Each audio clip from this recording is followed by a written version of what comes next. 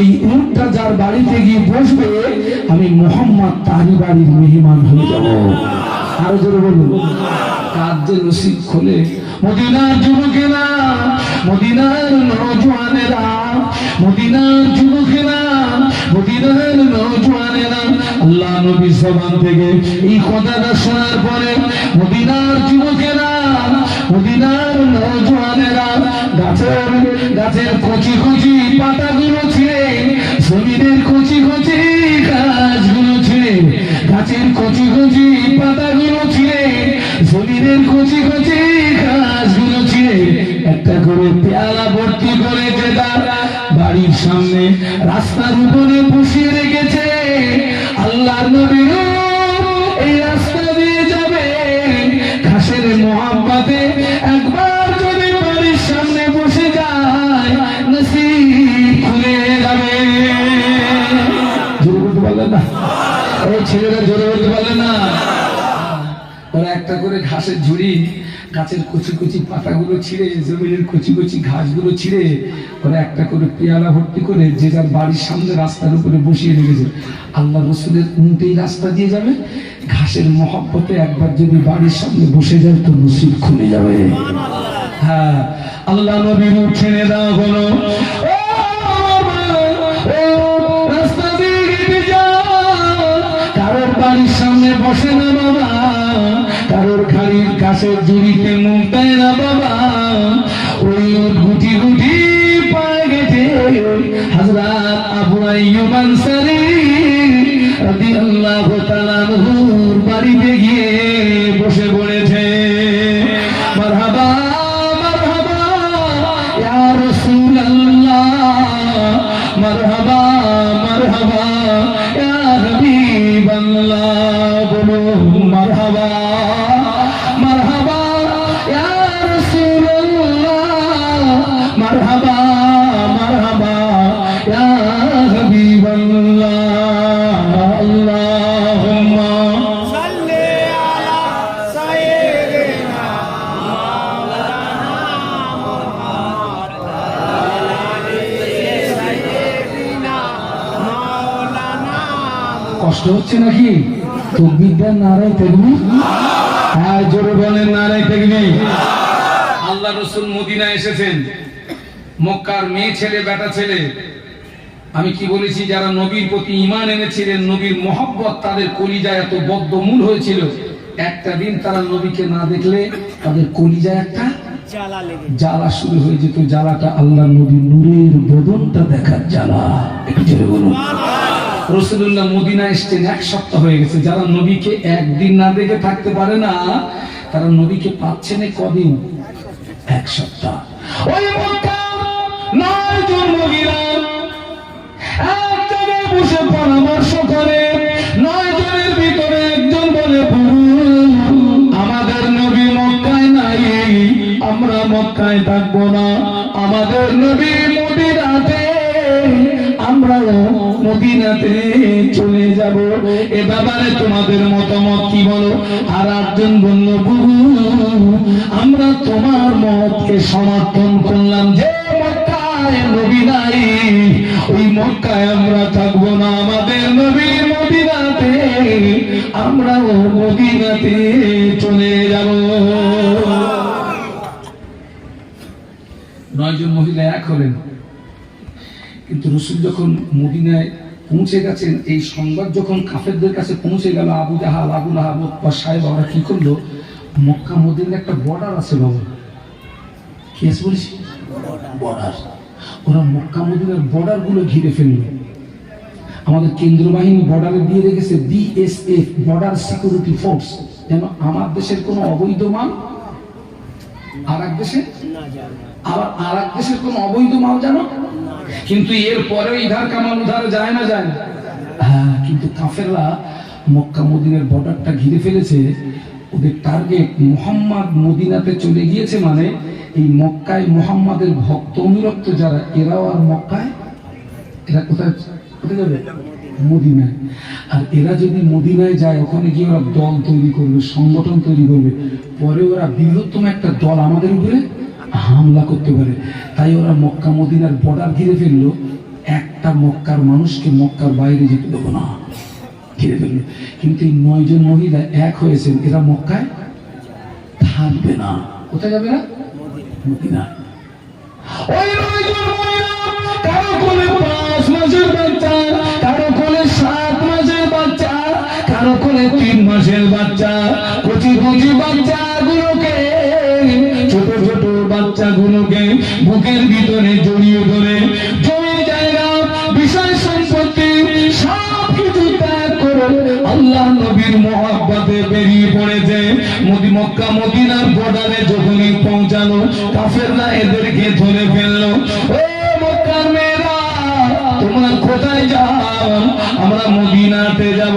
আমাদের নবী মক্কায় নাই, আমরা মক্কায় থাকবো না। আমাদের নবী মদিনাতে, আমরা মদিনাতে চলে যাব। জোরে বলতে পারলেন না? জোরে বলতে পারলেন না? এরা যাবে, ওরা যেতে দেবে না। উভয় দলের ভিতরে পেড়াপেড়ি শুরু হলো। এই আমার দিকে দেখা, পেড়াপেড়ি শুরু হলো। এরা হচ্ছে সংখ্যায় নয়, আবার মহিলা। ওরা সংখ্যায় অনেক, আবার ওরা পুরুষ। ঠেলাঠেলি শুরু হলো, পেড়াপেড়ি শুরু হলো। ওই রকম সময় মক্কার বেঈমানেরা, মক্কার বেঈমানেরা, কুফারে কুরাইশরা ওদের যেতে দেবে না। ওরা যাবে, ওরা যখন না শুনবে, ওরা যখন শুনবে না, মহিলারা যখন শুনবে না, মক্কার কাফেররা ওই মেয়েদের গায়ের থেকে ওড়নাগুলোকে ছিঁড়িয়ে নিয়ে মক্কার মরুভূমির বালুর উপরে বিছিয়ে দিয়ে মায়ের কোল থেকে কচি কচি বাচ্চাগুলোকে ছিঁড়িয়ে নিয়ে মক্কার বালুর উপরে শুয়ে দিয়ে মায়ের সামনে বাচ্চাদের গলায় ছুরি ধরলো। ও মক্কার মেয়েরা, তোরা যদি মদিনায় যাস, তোদের বাচ্চাগুলো সবাই করে দেবো। তোরা যদি ফিরে বাড়ি যাস, জীবিত বাচ্চা তোদের ফিরিয়ে দেবো।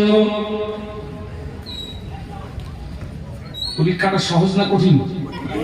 যদি বলুন, একদিকে বাচ্চা, অপরদিকে কে? নবী। একদিকে বাচ্চা, অপরদিকে আল্লাহ রসুল। আল্লাহ রসুল বলেছেন, তোমার পিতা, তোমার সন্তান, সমস্ত মানুষ অপেক্ষা আমাকে যতক্ষণ না ভালোবাসবে ততক্ষণ পূর্ণাঙ্গ মুসলমান হতে মনে নেই পারবে না। বাচ্চাদের গলায় তলোয়ার।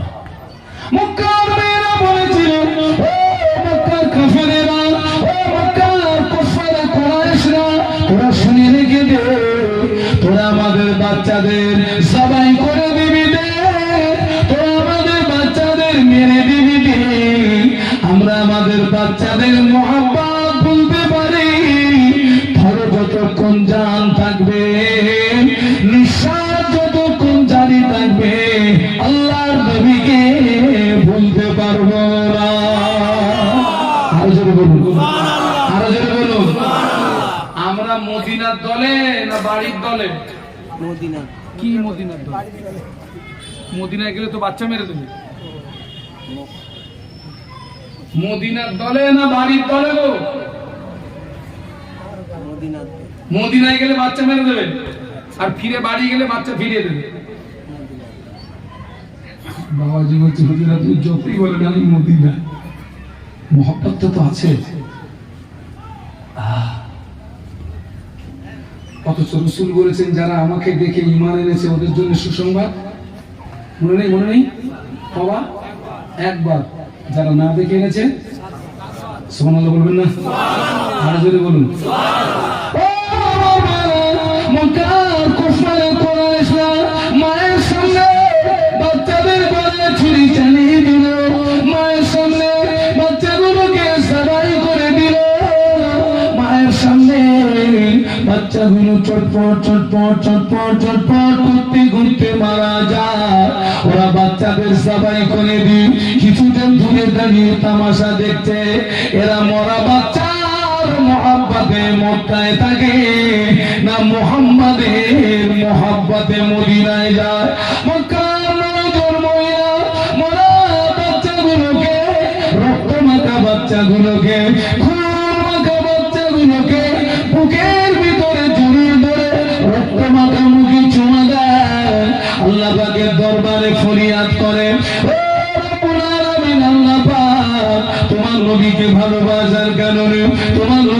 মোহাব্বত করার কারণে, তোমার নবীকে প্যার করার কারণে এরা আমাদের বাচ্চাদের সবাই করে দিল।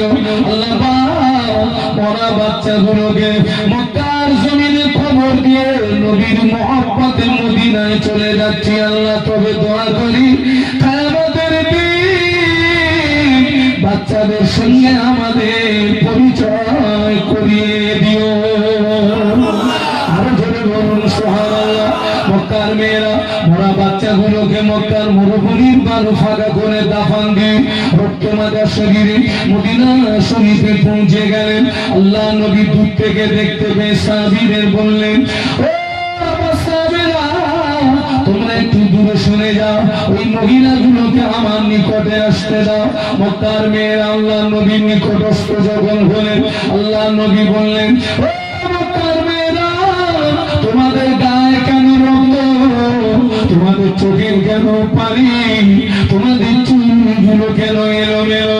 ও মক্কার মেয়েরা তোমাদের গায়ে কেন রক্ত, তোমাদের চোখে কেন পানি, তোমাদের চুলগুলো কেন এলোমেলো? হুজুর আপনি আমাদের মক্কায় রেখে মদিনায় চলে এসেছেন, হুজুর আপনাকে একটা দিন না দেখলে আমাদের কলিজার ভিতরে একটা জ্বালা শুরু হয়, একটা যন্ত্রণা শুরু হয়। ওই জ্বালাটা অন্য কোনো জ্বালা নয়, ওই জ্বালাটা হলো আপনার নূরের বদন দেখার জ্বালা। হুজুর এক সপ্তাহ হয়ে গেল আপনি মদিনাতে চলে এসেছেন, আমরা আপনাকে দেখতে পাই না, আমাদের কলিজার ভিতরে একটা জ্বালা শুরু হলো, আমরা থাকতে পারি না, আমরা আপনাকে দেখার জন্য মদিনাতে আসছিলাম। মক্কার কাফেররা আমাদের বাচ্চাগুলোকে ছিনিয়ে নিয়ে মক্কার জমিনে তাদেরকে সাদাই করে দিয়েছে। ইয়া রাসূলুল্লাহ মরা বাচ্চাগুলোকে মক্কার মরুভূমি ফাঁকা করে দাফন দিয়ে মদিনাতে এসে আপনার নূরের বদনটা দেখার সঙ্গে সঙ্গে আমাদের কলিজার জ্বালা ঠান্ডা হয়ে গিয়েছে। জোরে বলতে পারলেন না? জোরে বলতে পারলেন না? তাকবীর দেন তো, নারায়ে তাকবীর। আরো জোরে বলেন নারায়ে তাকবীর, আরো জোরে বলেন নারায়ে তাকবীর। আমার ভাইরা ওই নবীকে কেমন ভালোবাসেন আমি একটু প্রমাণ নিতে চাই। বাচ্চা আপনাকে দিতে হবে না, জীবন আপনাকে দিতে হবে না, আল্লাহ আপনাকে যে অর্থ দিয়েছে ওই নবীর মহব্বতে, নবীর ভালোবাসায়, নবীর মহব্বতে, নবীর ভালোবাসা 1000 টাকা নগদে কে আমাকে দিতে পারেন যে হুজুর এই মাহফিলে আমি নবীর মহব্বতে, নবীর ভালোবাসায় 1000 টাকা দিলাম। সন্তান আপনাকে দিতে হবে না, জীবন আপনাকে দিতে হবে না, এখানে আল্লাহ আল্লাহ নবীর কথা হবে, কোরআন হাদিসের কথা হবে। বাবাজি কে আছেন নবীর মহব্বতে? এক নম্বরে ওদের হাতে 1000 টাকা দিতে পারেন যে হুজুর আমি নবীর মহব্বতে 1000 টাকা দিলাম। কে আছেন? সন্তান দিতে হবে না, জীবন দিতে হবে না, আল্লাহ যে অর্থ দিয়েছে নবীর মহব্বতে অর্থ দেন। এতগুলো মানুষ একজন কে আছেন আমাকে দেন তো 1000 টাকা আমার নবীর মহব্বতে। আমি মুসাফির মানুষ, দোয়া করে যাও, আল্লাহ রাসূল বলেছেন মুসাফিরের দোয়া কবুল হয়।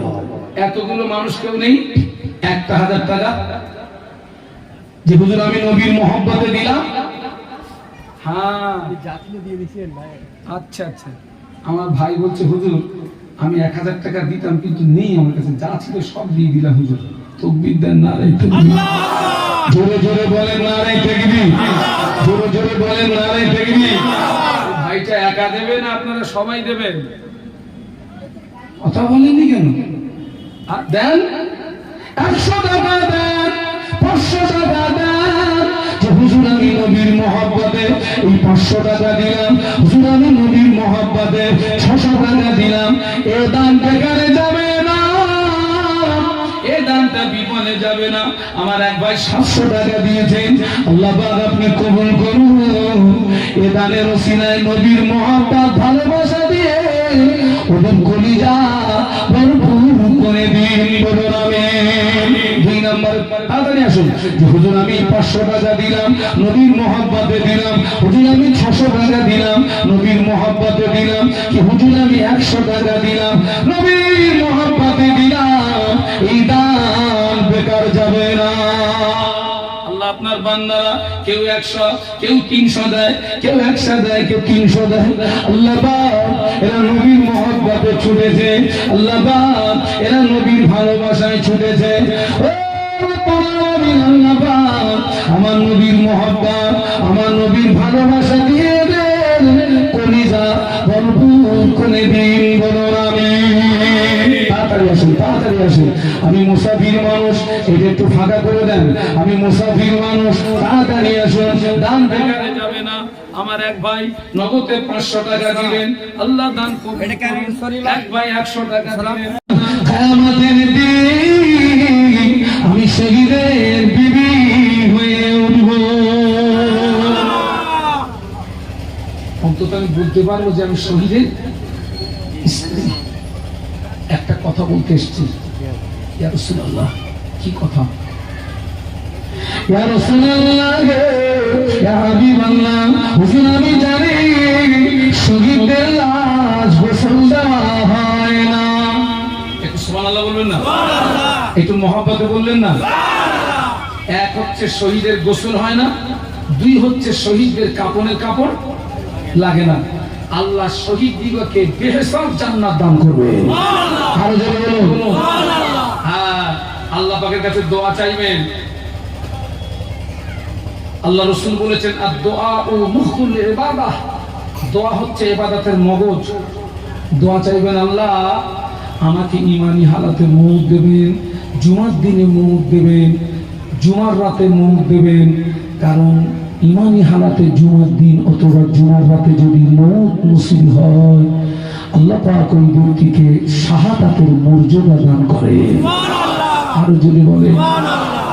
আল্লাহ নবী বললেন তোমার স্বামী শহীদ হয়ে গেছে। হুজুর ইয়া রাসূলুল্লাহ আমার স্বামী শহীদ হয়েছে, আমি দুঃখিত নই, আনন্দিত, কারণ কিয়ামতের ময়দানে আমি শহীদের বিবি হয়ে উঠব। একটা কথা বলতে এসেছি, ইয়া রাসূলুল্লাহ ইয়া হাবিবাল্লাহ আমি জানি শহীদদের লাশ গোসল দেওয়া হয় না। যারা দিনের রাস্তায় শহীদ হয় ওদের গোসলের প্রয়োজন হয় না, কাপড়ের কাপড় লাগে না। ওই যে পোশাকে থাকে রক্তমাখা ওই পোশাকেই শহীদ দিগকে কবরস্থ করা হয়। কিয়ামতের ময়দানে শহীদরা রক্তমাখা ক্ষতবিক্ষত চেহারা নিয়ে উঠবে। আল্লাহ জিজ্ঞাসা করবে তোমাদের এই অবস্থা কেন? আল্লাহ জানে না? জানে না। শহীদরা বলবে আল্লাহ দ্বীন ইসলামকে প্রতিষ্ঠিত করার জন্য যুদ্ধের ময়দানে কাফেরদের আঘাতে শহীদ হয়েছে। রক্তমাখা ক্ষতবিক্ষত চেহারা নিয়ে তোমার দরবারে হাজির। আল্লাহ বলবে তোরা আমার কাছে কি চাস? শহীদরা বলবে কিছু চাই না, আর একবার যদি আমাদের জীবন দিয়ে পৃথিবীর জমিনে পাঠাতে এই জীবনটা আর একবার তোমার রাস্তায় বিলিয়ে দিতাম। আল্লাহ বলবে আর নয়, আমি খুশি হয়ে গিয়েছি। ও আমার শহীদ বান্দারা তোদের জন্য আমার 8টা জান্নাতের দরজা খোলা, যেটা দিয়ে খুশি ওইটা দিয়ে আমার রহমতের দয়ার জান্নাতে চলে যা। বলতে পারলেন না? বিদ্যার নারাই তুমি জোরে বলুন নারাই তুমি।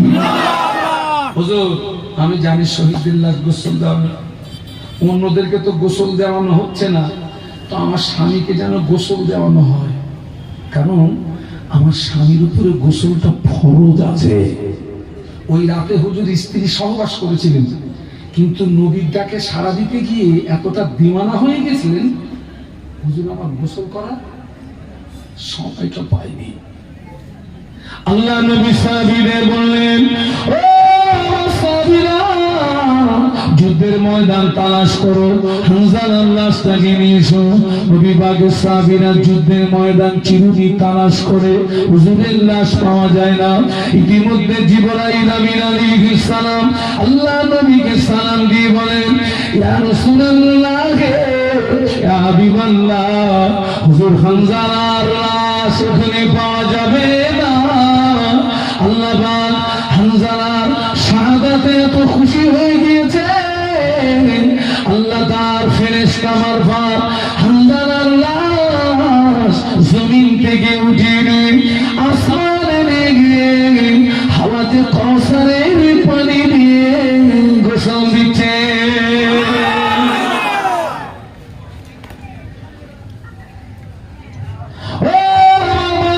আল্লাহ নবী বলেছিলেন,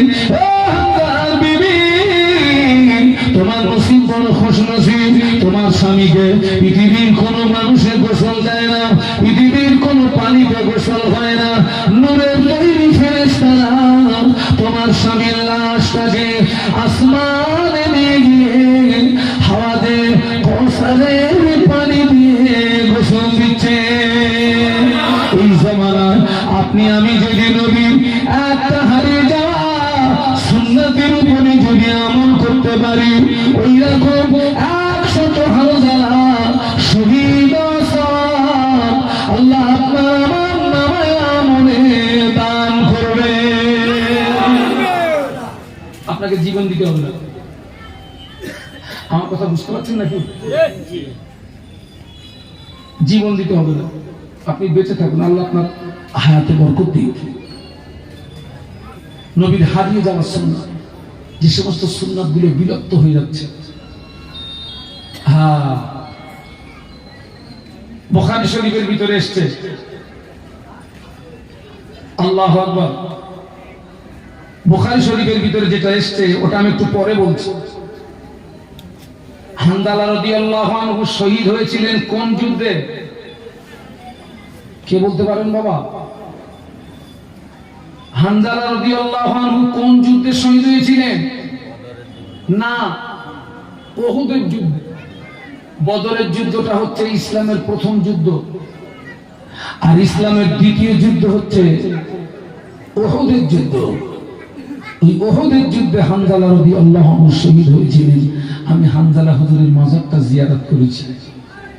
হানজালা হুজুর রাদিয়াল্লাহু আনহু হুজুরের মাজারটা জিয়ারত করেছি। উহুদের ময়দান, বদরের ময়দান সফর করলাম, বদর সফর করলাম, তায়েফ সফর করলাম।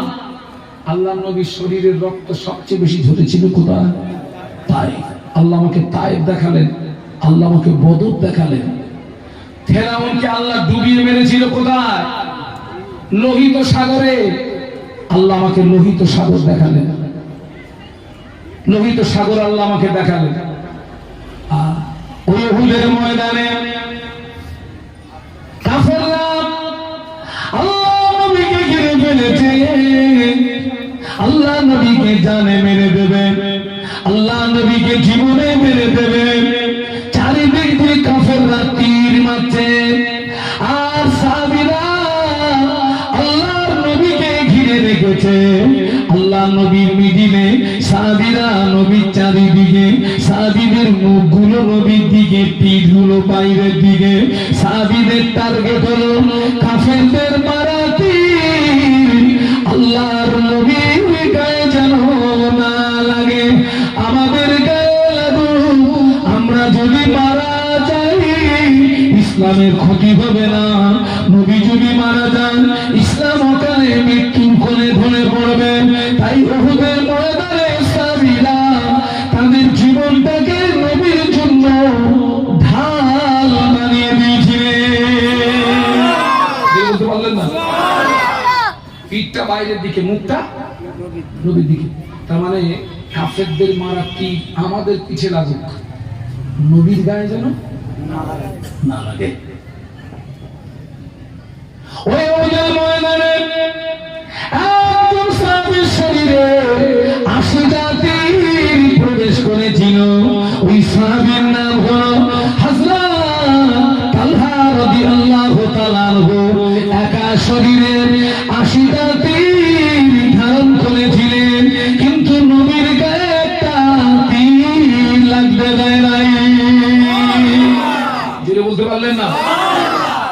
তীর? 80টা তীর একটা মানুষের শরীরে। একটা মানুষের শরীরে যদি 80টা তীর যদি প্রবেশ করে, মানুষের শরীরটা আর কিছু আছে? কিন্তু নবীর শরীরে একটা তীর লাগতে দেয়নি। একটু জোরে বলুন। ওই উহুদের ময়দানে আল্লাহ নবী দান্দান মুবারক শহীদ হলো। উহুদের ময়দানে আল্লাহ নবী দান্দান মুবারক শহীদ হলো। তামাম মদিনার জমিনে ছড়িয়ে পড়লো। আল্লাহর নবী আর পৃথিবীতে নাই। তামাম মদিনার জমিনে ছড়িয়ে পড়েছে। আল্লাহ নবী দান্দান মুবারক শহীদ হলো। সমস্ত শরীরটা রক্তাক্ত হয়ে গেল। কাফেররা আঘাত করলো। তামাম মদিনার জমিনে ছড়িয়ে পড়েছে। আল্লাহর নবী নাই। মদিনার জমিনে এই সংবাদ যখন ছড়িয়ে পড়লো, মদিনার চারিদিক দিয়ে মানুষেরা পাগলের মতো ছুটছে নবীর মহব্বতে। ওই মদিনার একজন রমণী উহুদের ময়দানের দিকে যাচ্ছে। প্রতিমধ্যে একজনের সঙ্গে দেখা হয়। তিনি জিজ্ঞাসা করেন, ও মদিনার রমণী, আপনি কোথায় যান? বলে, আমি উহুদের দিকে যাচ্ছি। আল্লাহর বান্দা বললেন, উহুদের দিকে যেতে হবে না। ওই উহুদের যুদ্ধে আপনার দুইটি সন্তান শহীদ হয়ে গিয়েছে। মদিনার রমণী বলেছিলেন, ও আল্লাহর বান্দা, আমার দুটো সন্তান শহীদ হলো কি না হলো ওটা আমার জানার দরকার নাই। আগে বলুন, বিশ্ব নবীর সংবাদ কি? আমার ছেলে মরে গেছে, আমার ছেলে শহীদ হয়েছে, ওটা আমার শোনার দরকার নেই। আমার নবীর সংবাদটা কি আগে বলো। সুবহানাল্লাহ বলো। ওই মহিলা উহুদের ময়দানে অনেকটা কষ্ট করে পৌঁছে গেলেন। গিয়ে দেখেন আল্লাহ নবী হায়াতে, সাহাবীরা নবীকে ঘিরে রেখেছে। ওই মহিলা আল্লাহ নবীর নিকটস্থ হয়ে আল্লাহ নবীকে সালাম দিয়ে বলেছিলেন, ইয়া রাসূলুল্লাহ, হাবিবাল্লাহ, এই উহুদের ময়দানে আমার দুটি সন্তান বিদায় নিয়েছে। সন্তান মারা শোক আমার নাই। আপনি আল্লাহর নবী, আপনি পৃথিবীর জমিনে জীবিত আছেন। এটা হলো মুসলমানের জীবনে সবচেয়ে বড় সান্ত্বনা। আল্লাহ নবী বলেছেন, লা ইউমিনু আহাদুকুম হাত্তা আকুনা আহাব্বা ইলাইহি মিন ওয়ালিদিহি ওয়া ওয়ালাদিহি ওয়ান নাসি আজমাইন। আল্লাহ নবী বললেন, তোমরা ততক্ষণ পূর্ণাঙ্গ মুসলমান হতে পারবে না যতক্ষণ না পর্যন্ত তোমার পিতা, তোমার সন্তান, সমস্ত মানুষ অপেক্ষা আমাকে না। আমরা কি আমাদের পিতা, আমাদের সন্তান, সমস্ত মানুষ অপেক্ষা নবীকে ভালোবাসতে পেরেছি? হ্যাঁ, যদি তাই হতো, এখনো সুদটা বন্ধ হয়নি, এখনো মদটা বন্ধ হয়নি, হ্যাঁ, এখনো পরের মান আত্মসাৎটা বন্ধ হয়নি, বুনের ফারাসটা, ফাঁকি মারাটা বন্ধ হয়নি। ওগুলো সব তো নবী নিষেধ করে গেছেন। আমার কথা বুঝতে পারছেন না? পারছেন না? সুদ, ঘুষ, মদ, তাড়ি, জেনা, ব্যভিচারীদের সমাজকে তো ডুবিয়ে ফেলেছে।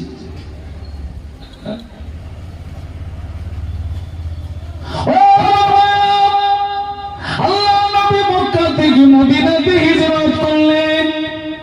আল্লাহ নবী মক্কা থেকে মদিনাতে হিজরত করলেন। রাসূলুল্লাহ যখন মক্কায় ছিলেন, মক্কার মেয়ে ছেলে, বেটা ছেলে, মক্কার মেয়ে ছেলে, বেটা ছেলে আল্লাহ নবীর প্রতি ঈমান আনার কারণে, নবীর মহব্বত, নবীর ভালোবাসা তাদের হৃদয়ে এতটা প্রবল হয়েছিল, তারা যদি আমার নবীকে একটা দিন না দেখতে পেতে, মদিনার মেয়ে ছেলে, বেটা ছেলে, তাদের কলিজার ভিতরে একটা জ্বালা শুরু হয়ে যেত। ওই জ্বালাটা অন্য কোনো জ্বালা নয়, ওই জ্বালাটা হলো বিশ্ব নবীর নূরের চেহারা দেখার জ্বালা। একটা দিন সাহাবীরা নবীকে একটা দিন না দেখলে কলিজা একটা জ্বালা শুরু হতো, একটা যন্ত্রণা। আল্লাহ নবী মক্কা থেকে মদিনাতে হিজরত করলেন। কাফেররা ধরার চেষ্টা করলো নবীকে। আল্লাহ নবীর ঘরটা ঘিরে ফেললো, মেরে দেবে। আল্লাহ পাক ওই দৃশ্যটা দেখেছেন না দেখেননি? আমাদের আল্লাহ কি ঘুমায় নাকি? লা তাখুযুহু সিনাতুন ওয়ালা নাওম।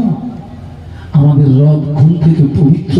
একটু জোরে বলুন সুবহানাল্লাহ। আল্লাহ দেখতে পেয়েছেন কাফেররা নবীর ঘরটা ঘিরে ফেলেছে, মেরে দেবে। আল্লাহ সঙ্গে সঙ্গে তার স্পেশাল মেসেঞ্জার শাদীদুল কুওয়া রূহুল আমিন ফেরেশতা জিবরাইলকে পাঠায়। ও জিবরাইল